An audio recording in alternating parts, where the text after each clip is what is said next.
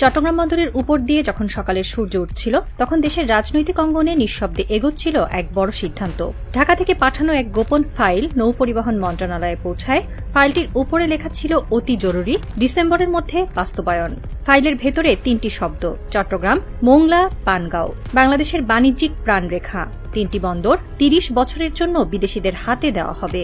সেদিন বিকেলেই নৌসচিব নিশ্চিত করেন ডিসেম্বরের মধ্যে টার্মিনাল হস্তান্তরের প্রক্রিয়া সম্পন্ন হবে। এরপর থেকেই নিস্তব্ধ হয়ে যায় কূটনৈতিক মহল, কারণ সবাই জানে এটি শুধু বন্দর হস্তান্তর নয়, এটি এক ভূ রাজনৈতিক দাবার খেলার শুরু। শ্রীলঙ্কার হাম্বানটোটা বন্দরে প্রায় দেখা যায় ১১০ মিটার লম্বা এক জাহাজ, নাম ইয়াং ওয়াং ৫।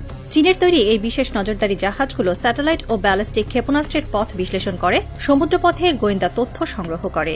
২০১৯ সাল থেকে এই জাহাজ হাম্বানটোটা বন্দরে নোঙর করছে নিয়মিত। ভারত বারবার আপত্তি জানিয়েছে, কিন্তু শ্রীলঙ্কা কিছু করতে পারেনি, কারণ চীনের হাতে বন্দরের লিজ পুরো ৯৯ বছরের জন্য। দ্য হিন্দু লিখেছিল, চীন এখন সমুদ্রপথে এমন নজরদারি চালাচ্ছে যা আগের যুগে শুধু যুদ্ধকালীন সময়েই দেখা যেত।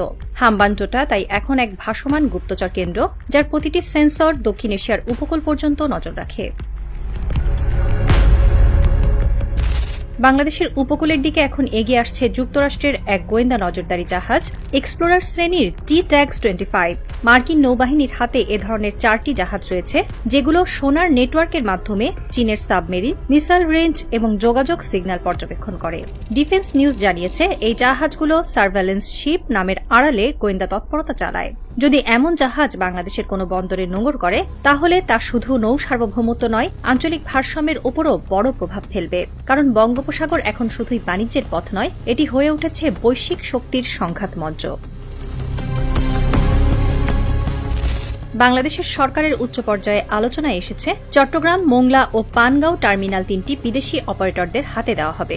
নৌ সচিবের ঘোষণা অনুযায়ী ডিসেম্বরে এই চুক্তি স্বাক্ষরিত হবে। কিন্তু প্রশ্ন উঠছে, কেন এত তড়িঘড়ি? ফেব্রুয়ারিতে নির্বাচন, তার মাত্র 2 মাস আগে কেন এমন সিদ্ধান্ত? এটি সাধারণ অর্থনৈতিক লেনদেন নয়, কারণ এই 3টি বন্দরের মাধ্যমে দেশের 92% বাণিজ্য প্রবাহিত হয়, আর জাতীয় রাজস্বের প্রায় 62% আসে চট্টগ্রাম বন্দর থেকে।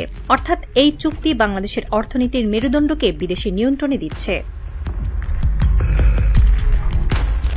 সবচেয়ে বিতর্কিত বিষয়, চুক্তির শর্তগুলো গোপন রাখা হচ্ছে। সরকারি কর্মকর্তারা জানিয়েছেন, এটি নন ডিসক্লোজেবল এগ্রিমেন্ট, মানে জনগণ জানতে পারবে না কত শতাংশ মুনাফা বিদেশি কোম্পানিগুলো পাবে কিংবা বাংলাদেশ কি পাবে। অর্থনীতিবিদ ড নুরুল ইসলাম বলেন, এটা নজিরবিহীন।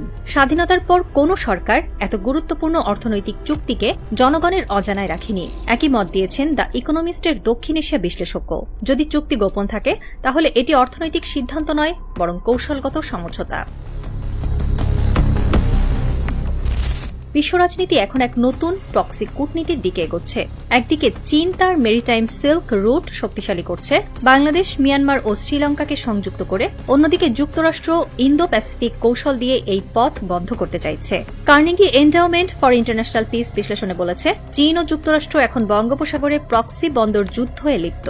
বাংলাদেশ সেই খেলায় পরিণত হচ্ছে নীরব গেটওয়ে। চীন চট্টগ্রাম ও মোংলায় বিনিয়োগ বাড়াতে চাইছে, কারণ এটি তাদের বেল্ট অ্যান্ড রোড কৌশলের অংশ। আর যুক্তরাষ্ট্র চায় এখানে নজরদারি কেন্দ্র গড়ে তোলা হোক, যেন চীনের নৌ চলাচল নিয়ন্ত্রণে থাকে। ফেব্রুয়ারিতে জাতীয় নির্বাচন।